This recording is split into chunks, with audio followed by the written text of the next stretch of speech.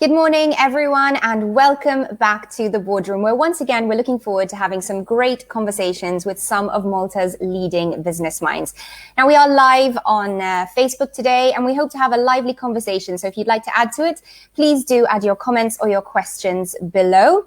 If you don't manage to catch this live, don't worry, this will be streamed back on who'swho.mt, Malta's leading business portal. And we've had a number of requests on the show to talk about Malta's vision, the plan for the future. Where are we going as a nation? Do we have a plan? Do we need one? And how do we get there? And today, our experts will be helping us to talk about that. Aside from being business leaders in their own rights, they are also members of a new initiative called 40 Under 40, which is bringing together business minds to help to put together this vision that will be presented and then hopefully taken up in the future for Malta. This is a longer term vision, so not something that we're potentially looking to for the next couple of years, but something that will even be suggesting what could be happening in Malta in 15, 20 and beyond that years' time. So to help me with that conversation today, allow me to welcome our guests. They are Nicky Gouder. He is the co-founding partner at Seed Consultancy. Peter Jan Grech, who is the CEO and founder of Brandwagon, and Catherine Halpin, who is the CEO at the Quad Business Towers. Thank you so much for being with me on the show. Thanks for having us. Thanks for having us. Thank you for having us. Great to see you. So, Nicky, you are one of the founders of this initiative, one of the people who's really encouraging us to look towards having a vision for the island, something that many people have said for a long time we desperately need. We need to go beyond votes. We need to go beyond what politicians are able to necessarily consider in the short term of their time in power to create a vision for the island. So, Nicky, maybe first of all, you could give us a bit of insight into why we need a vision. So, look, I think it's important that we have a vision because things don't just happen. If we want to improve our education system, if we want to be able to give importance to our environment, ultimately, if we want happier citizens, because that's what it's all about, we have to plan for it. So we don't expect to wake up in 10 years' time and all of a sudden Malta will be what we would have hoped for. You have to plan and work for it. This is the same if you want to achieve any personal goals. They don't just happen. So it's important to have a vision, and it's important to have a long-term vision because things don't just happen. So yes, it's a long-term vision, which means that in the next 10 or 15 years' time, a lot of things are going to change. But it's important to know as a country what direction we are taking, because let's face it, I mean, the only plans we are making are for the next 3, 6, 9 months from a policy perspective. So we don't really go where we don't really know where we're going. So I would say it's because things don't happen. We have to plan and also then work at that. Thank you, Nicky. And Catherine, I'll come to you next for your thoughts. Obviously, you're an expat in Malta. It would be great to hear about why you think the island needs a vision. Yeah, I mean, I would agree with Nicky, and it's why I jumped on board onto this initiative. I think if you look at company best practice, you're obliged as a company director to look at the long-term interests of that company. And I think in this case, a country is no different. We need the long-term viewpoint. Education. You're in the education system for 12 years. So a short-term solution is not going to work there. Environment. We all see what's going on around us. Short-term bandages won't work. Thank you. Great insight there, Catherine. And Peter, I'll come to you now. You've said that at this stage, possibly because of COVID, we're at a unique turning point in our potential to be able to do things differently. How does having a vision play into that? Well, I think, as you said, I mean, and I'm going to obviously agree with my colleagues over here, having a vision is going to help us all get together and at least know where we're going.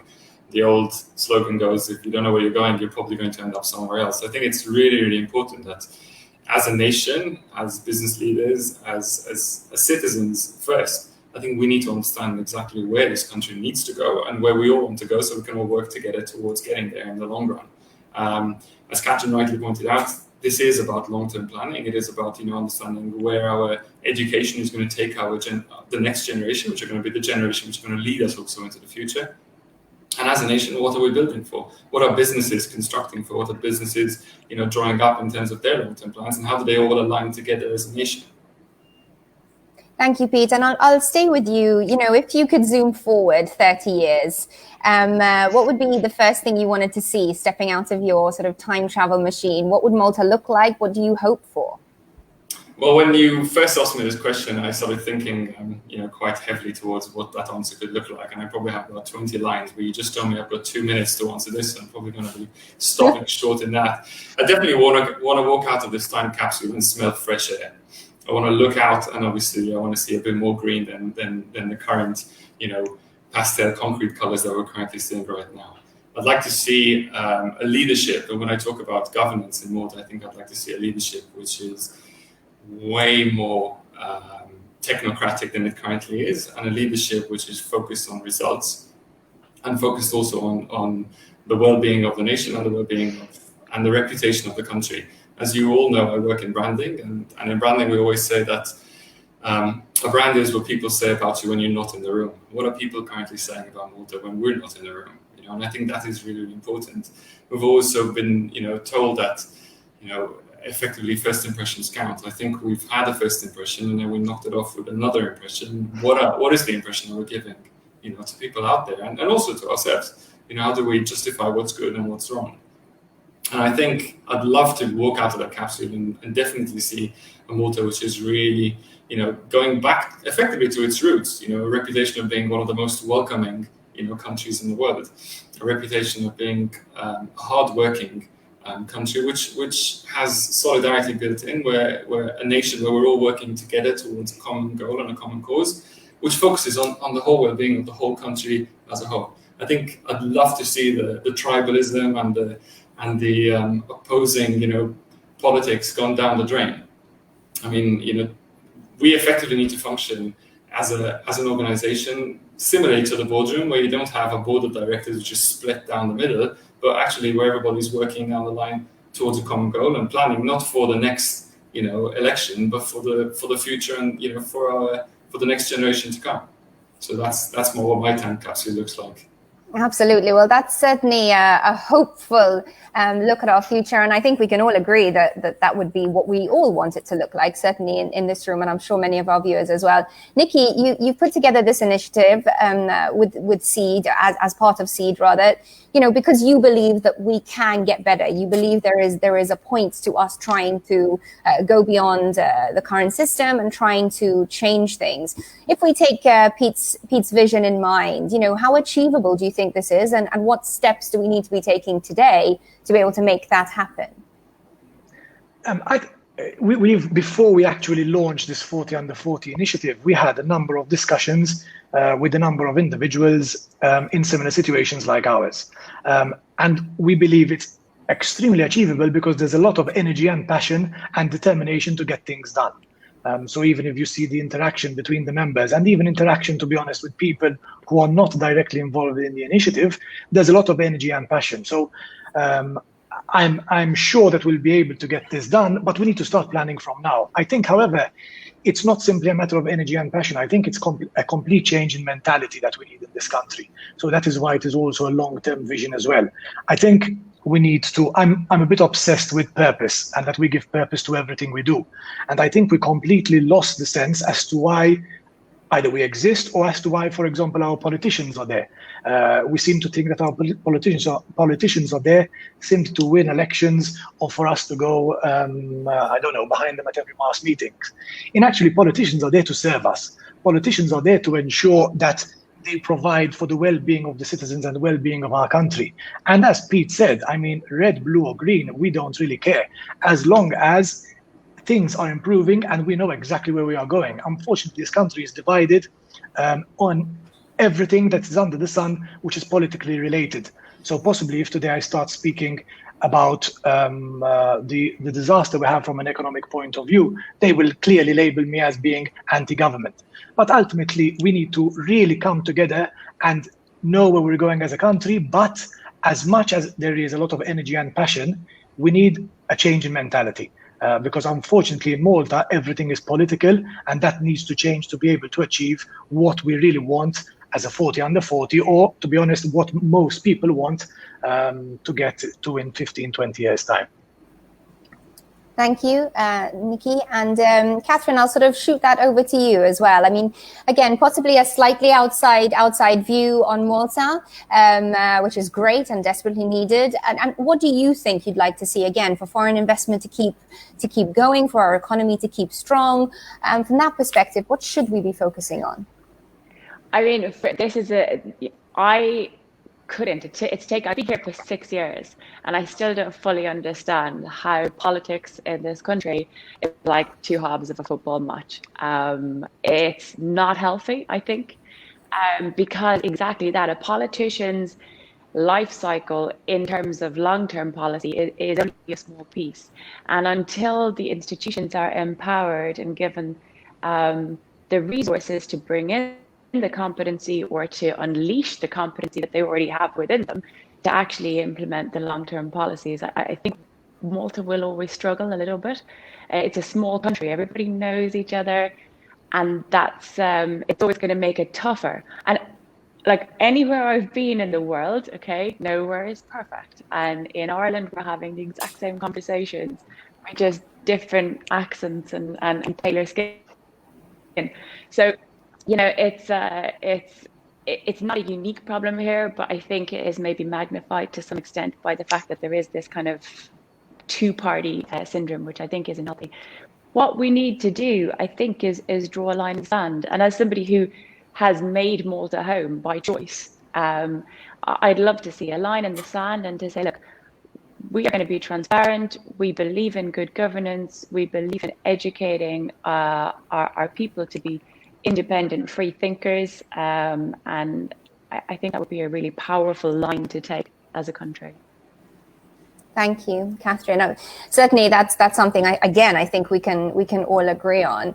But it does, to me, sound difficult. You know, how do we do that? Obviously, we are trying to get a vision together, but do we have the power to make that happen? Every day at the moment, it's sort of exhausting to read the headlines and to try and stay on top of all the different things that are potentially going wrong. So, Pete, I'll come to you now, perhaps with sort of your thoughts on how we could potentially get started on improving things in a tangible way. Well, I definitely agree with what Catherine just said, and especially about the line in the sand. And I think boiling that down to our roots and the fact that there is obviously a lot of familiarity here. Everybody knows everybody, so it's always going to be extremely hard to not have some sort of favoritism. It is totally unnatural as a human being not to have some sort of favoritism. I think acknowledging that and making sure that there is the right sort of governance to be transparent, I think, is where we need to be essentially, focusing on. And I will tackle this from a business perspective. When we look at our organization, we always say, okay, what is the reward and the recognition over here? What is it, why are people motivated to get stuff done? And I think motivation has a lot to do with it. I think if you look at politics in Malta and you look at the way politicians are in somewhat rewarded for the work that they've done, there's absolutely no reason from a financial perspective why they should be doing what they're doing. So clearly, you're either doing this because you're going to gain some sort of favors in the future, or you're doing this because you're power hungry, both of which effectively aren't a good idea. So in my opinion, governance should be tackled in that perspective. I want to be in a position where the best minds in this country are all working together towards, getting that top job. I want the right people in the right places with the right education working, for a good chunk of their life to get into a position of power where they're using that power to get stuff done. Now, if you're on a miserable, ministerial wage, there's absolutely no reason why you would want to do that. No one in their right mind who's running an organization today would say, yeah, let me step out of business and move into politics. Why? So there's obviously a big question around that. I think the second thing is, there's this whole partisan view where, as Catherine said, this is not two sides of a football pitch. This is one country, and all the people who we've adopted or have adopted us as this being their own country. Effectively, what are we trying to achieve? What is a long-term goal? And goal-related is where governance should come in the sense that, I'm working towards, as a CEO of this organization, I should be working towards some very, very clear as crystal goals. And those goals should obviously be ticked off a whole list. And this is what we're trying to achieve. And this is why we're trying to achieve this. And this is what we're doing to get there. And there's no excuses for not getting there. Now, we're not living in easy times, so I do feel very, very sorry for anybody in governance right now, because nobody could have been, trained up for this. And the reality is, any decision taken, you do too much, you do too little, you're damned if you do, you're damned if you don't. And so we're going to be able to judge, what's happened now in the future, and effectively it's going to be pointless, because this is not a war that we're trying to fight. This is just a phase, towards the next step. So let's use this time towards focusing on the next step. COVID-19 has shown us that there's so many things that we didn't need to do. COVID-19 has shown us that there's so many things that we could be doing better. So let's just take that opportunity. And instead of fighting out there in the media to discuss, why that person's wrong or this person is right, or why we're having our own, family troubles and we're bringing our dirty laundry out into the media, let's just focus on the real problem at hand. Draw a line in the sand, as Catherine said, and come on, guys, let's fix it. Let's move forward. Certainly. And I completely understand that. Again, in a business, when you're running a business, you have to be transparent, you have to have a plan. And it always feels so alien to me that our government doesn't have to be, achieving in exactly the same way, where we know exactly what the plan is, and things are achievable and accountable, and people are held to account. And so, Nicky, I'll come to you just for your thoughts on governance and whether this does play an important role in the setting of our vision. Now, look, I completely agree totally with what Peter's saying. I think we're unable to attract the right people into politics. One of the reasons is also the take home, ultimately. So when you have a chairperson of a government organization earning more than the prime minister, there clearly is something wrong. Or the people who are coming to power are doing it for the wrong reasons. The reality is that I feel, and again, not just locally, but the political class has failed us. I mean, when you look at debates locally, internationally, it's all about a mudslinging contest and accusing the other person of what they have done wrong. And unfortunately, it again boils down to purpose as to why these politicians are there in the first place. So I think we have the system completely wrong. And my major issue with this actually is that as time goes by, things are only getting worse. So maybe 10, 15, 20 years ago, the politicians had some kind of vision. Again, I'm not speaking only locally, I'm not speaking red or blue, but there was some kind of vision. Today, everything is short term, everything is to get elected, everything is financial related. Possibly social media didn't help at that, because ultimately, let's not remember that it is us citizens who elect the politicians in the first place. So I think this short-termism, this having everything now and having everything right away, and if it doesn't work, throw it away, has also led to the type of people we are leading into politics. That has to change. Now, is it going to be easy? Absolutely not. But that's why it needs to start from the roots. I'm a bit obsessed as well with the issues we have from an educational point of view, because I think a lot of our problems stem from our educational system and our inability to think without bias and to think independently. So it is also a long-term vision, because if you want to change a mentality, you're not going to change it from one month to the next. It takes a number of years, and hopefully the next generation of leaders, or a majority of the next generation of leaders, start to think very differently to how most leaders are thinking today. And we're not going to get everybody on the same page, but if we start making that small change about purpose and going into the same direction, I think we would have already achieved a lot. Thank you, Nicky. And Catherine, I'll come to you now. I mean, obviously, governance keeps coming up. It's obviously a topic that, as we plan the vision, we really need to create a plan about how we bring this into the vision. What are your thoughts on governance? So I had the honor of listening to Charlotte Valeur, who was the IOD chair at the time, talk about her situation in Jersey, and she was making very good parallels on how they just went for it, and they just went for a hard line on governance, and there was a lot of cynics in the room who thought this would kill off basically foreign investment to the country, and it didn't. It had the opposite effect, because you now had a country that was saying, this is how we're going to do things, this is our stall, and you can come here and you can be safe and secure to do business here. And I think Malta has that same opportunity now. Like, in a way, we can use COVID as a reset button, because the whole world is struggling right now. And we have a small country with a lot of talent, concentrated in a small area here, with the agility that a small country brings to go, right, we're pivoting, and this is how we go forward. So for me, I think this is the 40 under 40 process that's just beginning now. I mean, I think that will have a lot to bring to that table, because you've got people who will be here in the future and who are interested in the long-term vision of Malta. Absolutely. I mean, I don't know about you, If Catherine, I but could- I've always... Oh yeah, go for it. So the only thing, just to go, Nicky's point on education is absolutely perfect. The only way you can change the political them versus us is to educate. I think educate everybody in the country to think independently. Certainly. And what I was just going to say there is that I've always seen Malta as a potentially brilliant pilot study for so much of the rest of the world. You know, small population, manageable space. We really could be the leaders on everything from the environment to education, to healthcare, etc. And Catherine, I'll stay with you again. You have this outside eye on Malta. You've chosen to be here. If we were a pilot project, perhaps what sort of things could we be immediately making headway on?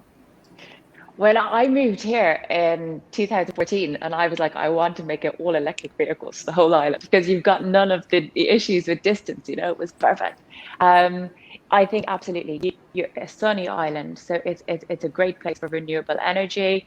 It's a great place for. There's a lot of things happening with smart control of housing systems to reduce energy demand. So environmentally, there's a lot we can do, and people harp on, we can't put in wind turbines. And on the negative side, there's an awful lot coming out in technology now, where Malta really would be a great test bed, because it's densely populated, because, you know, so it doesn't have big transmission distances. I'm getting technical, but that's where I see. And on an environmental side, on the energy, there's a huge amount we can do. Seas, we're surrounded by the sea, so we need to make cleaner seas a massive priority as well, I think. So environmentally, I think there's a huge, we have to roll up our sleeves. I don't think we're doing terribly well, but I think there is a lot of potential there. Thank you. And Peter, I'll come to you perhaps for your insight there. I mean, again, you've said a little bit about what you would like if you were time traveling. But if we get sort of to the nitty gritty of what, again, if we were a pilot project, what could we fix in the short term? What would you be doing to sort of move things along quickly as possible? Mm-hmm. Well, I'm definitely on Catherine's point of view. I think there's enough writing on the wall to tell us, and it's not anymore, you know, kind of hint. I think, you know, if we're looking for a sign, we have it. You know, sustainability is a key element of what we should be doing. And I think we need to look at sort of, you know, the land that we occupy and the massive territory that we have in terms of marine life and sea life that we can actually take full advantage of. There's a lot been going on at the moment in terms of the environment. There's been that whole, you know, shameful, in my opinion, sort of discussion over the Mizip and the Lahrash grounds over the weekend, and if I had to look at this objectively, okay, from a behavioral economist perspective, okay, whilst I definitely disagree with what happened, I think it's clear that the nation is craving outside. The nation is craving outdoors. The nation is craving to be closer to nature. And if you look at it, I think there's a lot of discussion, there's a lot of debates, and there's a lot of actual arguments about the fact that, I mean, I went for a run this morning just before sunrise in Bahar Chad. And it was fantastic because it was all dark and I couldn't see anything. And, you know, obviously the sun was coming up, and it was fantastic as you could look at, you know, the whole landscape as it was being lit up gently by the sun. And as I was making my way back to the car park, and, you know, the sun obviously caught the eye of all the camper vans, you know, being parked over there. Now, whether they're legal or illegal is not my point to judge. But the reality is you have a group of people over there who have taken over land to be as close as possible to nature. Now, as some of you know, I do a lot of outdoor sports. I go mountain biking, and I do cross through Mizip as regularly as I can, and I see hunters there. And obviously, they're doing everything which is completely opposed to what I genuinely believe in. But I respect that is their sport that they have chosen. However, they're probably out there for the same reason most of us are. They want to be in touch with nature. And if you look at every single development, we're all trying to be prime, you know, right in front of the sea. Want to be as close as everything, as far away from all the other construction. So if you think about it, everybody is trying to get closer to nature.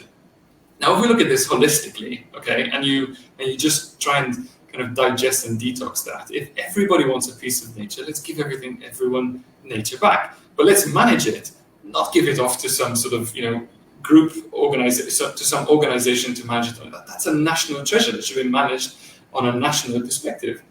And I disagree that it should be given to one group or the other group, irrespective of which side they're on. It should be managed as a true sort of treasure of the country.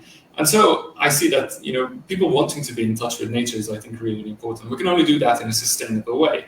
And if we start to think that of how that breaks down into everything that we do, from the food that we consume, from the way we farm, and I'm talking vegetable farming, but also food farming and fish farming, I think there's massive changes that we need to do over there. I think even in terms of consumption, there's an amazing array of restaurants out there, but how many of those restaurants are actually, from farm to fork? It's impossible to have farm to fork in Malta. Forget it. But it is possible in the future if we start working towards it.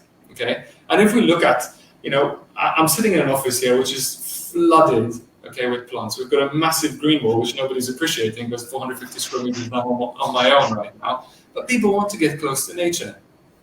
So that's one of the biggest things. And getting close to nature, rewilding our life, is going to help us become more sustainable. Okay, so just appreciating that, I think if we become much more in touch, with who we are as humans and the place that we actually invade, as a species, I think it's going to be a much, much better place to live. But we need to appreciate it, and we need to get our kids to appreciate it. Now, I know I'm blabbing on, I'm seeing you getting a bit nervous, so I probably should get those back into my... No, I just wanted to jump on the fact of what you said there. It's we all want to get back to nature. There's very few people who will be watching today thinking, oh no, I'd much rather stay, in my apartment and not at all experience nature ever again. And yet it's being taken away from us at record speeds.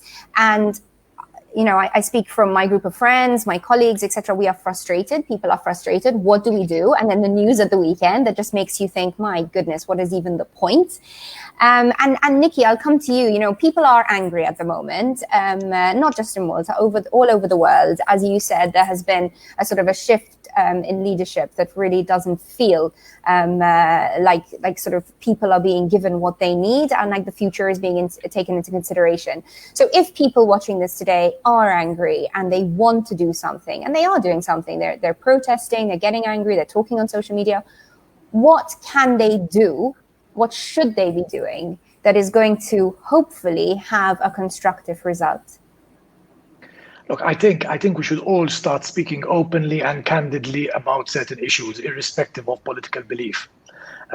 So I think what we need to do as a country is also understand what our priorities are or change our priorities.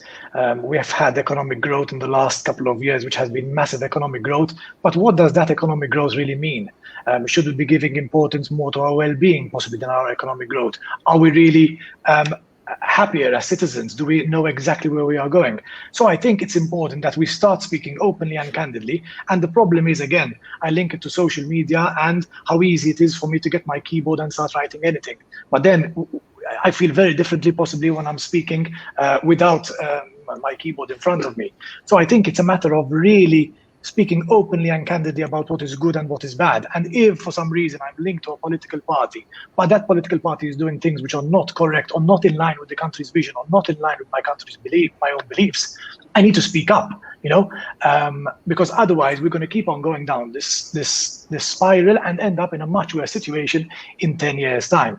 So this thing of just following blindly what our politicians tell us, not knowing exactly what they even mean, because let's face it, we again, not necessarily linking it to Malta, but we hear about this economic growth, 9%, 7%. Firstly, how sustainable is it? And do half of us know what that even means? Again, linking to education, we determine the success of our educational system based on the number of schools we build, which is insane. And there was a report issued last year by the European Commission showing that Malta spends much more than the average European country, but the results are much worse. So it's not about building schools. It's not about simply throwing money at issues. And it's a complete change of priorities. So even linking to the question which you asked before, I'm not too confident there are many short-term solutions. So I think it's a really long-term solution in terms of change of mentality. What we should start doing as a people is change our priorities and really start speaking up when we don't agree with whoever is leading the country, whether it's government, opposition, or other stakeholders or policymakers. Okay, thank you, Nick. And I'll stay with you just to explain a little bit more about 40 under 40, because you have outlined 4 pillars: environment, well-being, economy, and the 4th one is Education. That's it. So you have outlined these 4 pillars. Why is it that you focused on these as what we need to be really thinking about as a nation? Look, ultimately, we needed focus. So we couldn't just bring 40 people together and start discussing what the vision of the country is going to be without really giving it some form of direction. I've been contacted also by a number of people when we launched last week, telling me, listen, but this is not there, this is not there. So I think we needed to give it focus. We decided to choose these 4 pillars because we believe that these 4 pillars encompass most of, if not all, what should be included in Malta's vision. There is also the element of digital transformation.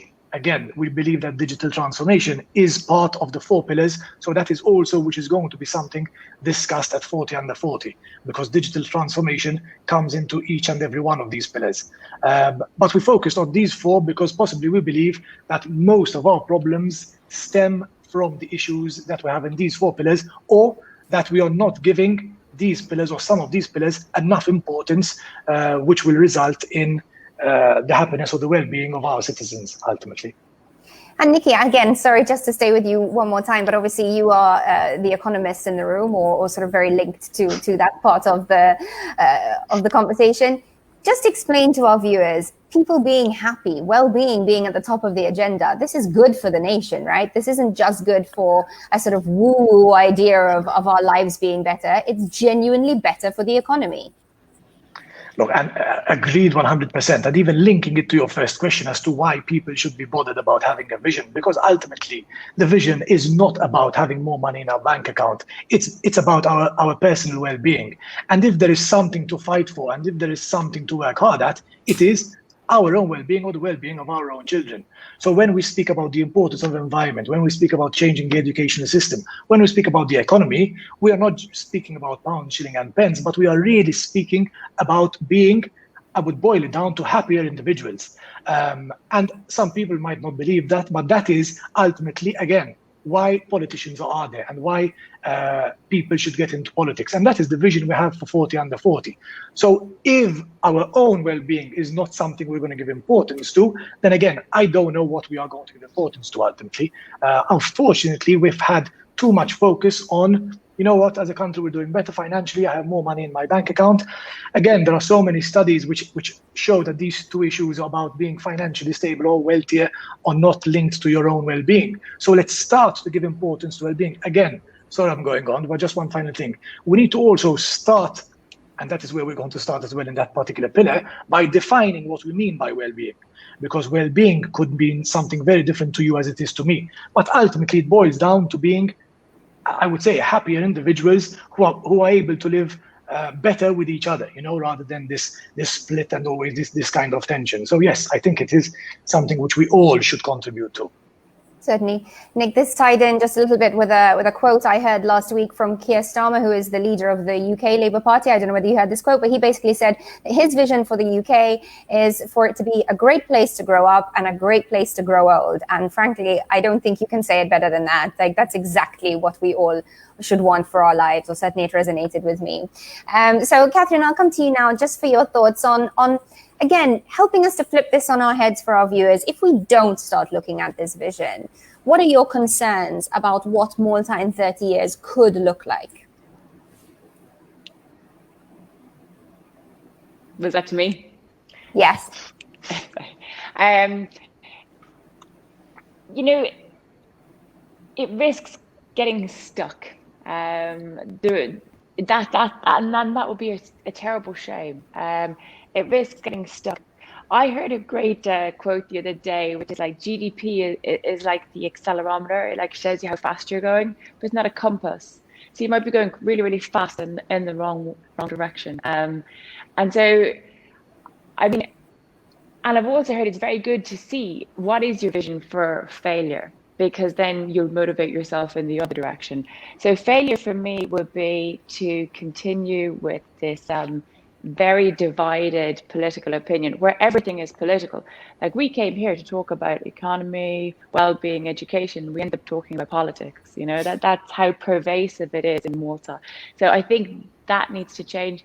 I think there is a job to do with the education system, just in terms of developing minds, developing people, not just grades. So how we actually calculate. So what Malta would look like in 30 years' time if it doesn't take these positive steps, it'll be filthy. There will be little to no fish. There will be little to no tourism because tourists expect sustainable locations to travel to now. So it'll really have shot itself in the foot. I think in financial industry, gaming, all of these, all the tech will pass you by because you can't just say you're a tech nation. You have to bring in the competence. You have to bring in the infrastructure to support that. You can't just say things. You have to actually do them, and this is why the long-term solution is the only solution. Thank you, Catherine. And Peter, sort of similar question to you there, but I mean, people watching this might be saying, oh no, how negative, why is this, is it really that important? Why is this such a pivotal moment? Things will get back to normal, everything will be fine. But what are your concerns if we don't act? Well, I think Catherine has painted quite a dire picture. I mean, if we don't act, we're just going to go nowhere. We're just going to have a worse situation than I believe we're currently in, and we're probably going to be left by the wayside. I think what we should start focusing on is how do we measure success? What does success really look like? And in my opinion, because obviously this was discussion about long-term vision, I think the long-term vision should be about quality over quantity. When we talk about quality, I think we have no quantity in this country. We do have a lot of quantity of high and really good talent, but in reality, we should start focusing on the quality. And when I talk about quality, I think quality of life, quality of build, quality of entertainment, quality of everything that we do. And I think we do. I mean, it's been something that many people before me have said. We are, in the grand scheme of things, we're a boutique nation.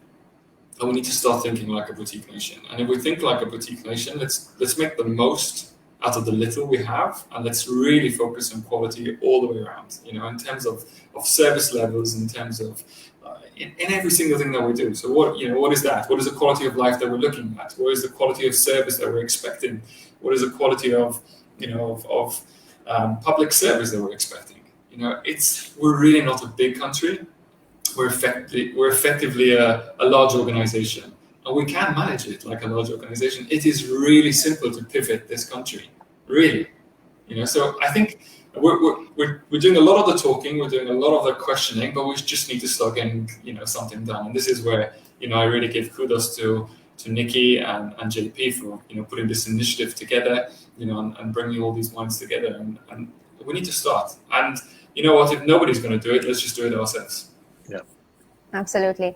And as we sort of wrap up our conversation today, I'm going to ask each of you in turn to sort of tell me what you do feel optimistic about when it comes to Malta's future. If you sort of stop now and think, okay, it's 30 years' time, we have managed to create and enact a great vision for Malta. Just give me a picture of what that could look like. And Nicky, I'll start with you. Look, what's optimistic is definitely the passion and drive that its people have. If we didn't believe that this is something which could come to fruition, we would have never started it. So the passion and drive of a lot of people, I would say, on the island is something which gives me great hope for the next 15, 20 years. The passion, drive, determination, energy, which then leads to frustration because of all the issues we mentioned before. So I am confident that we'll manage to start changing the vision. Maybe we will not reach all our goals within the next 10, 15 years, but all we need to do is to start changing that mentality. And the passion, drive, determination, and talent of the people involved, and also of other people who want to get involved, is something which honestly gives me huge hope. That's great. Thank you, Nicky. Catherine? I mean, look, I've come to your country. I've chosen it as my home. I've chosen it as my long-term home because I love the place. I love the people. I love who I meet. It's a melting pot of opportunity here. It's got great minds. And now I think I would like to be part of what helps, protect it for the future and improve it for the future. So I think Malta's got a great future ahead of it if it takes it, Well, fingers crossed, Catherine. And hearing you speak like that, it's hard not to sort of get a bit emotional and sort of to think about, wow, we have this amazing opportunity. We want to keep people like you in this country, and we have to, we want to make it great for ourselves as well, and we have to really start taking action. And so to end our conversation today, Peter, what are your hopes for the future? Well, I'm optimistic and about the passion that a lot of people have around us, and I think we're seeing a lot more of that passion. I'm optimistic with the people who have embraced this challenge, and finally it's just a matter of the process. This is a process. It's going to be hard, but I think there's enough passionate people to tackle the process head on and make the change. Brilliant.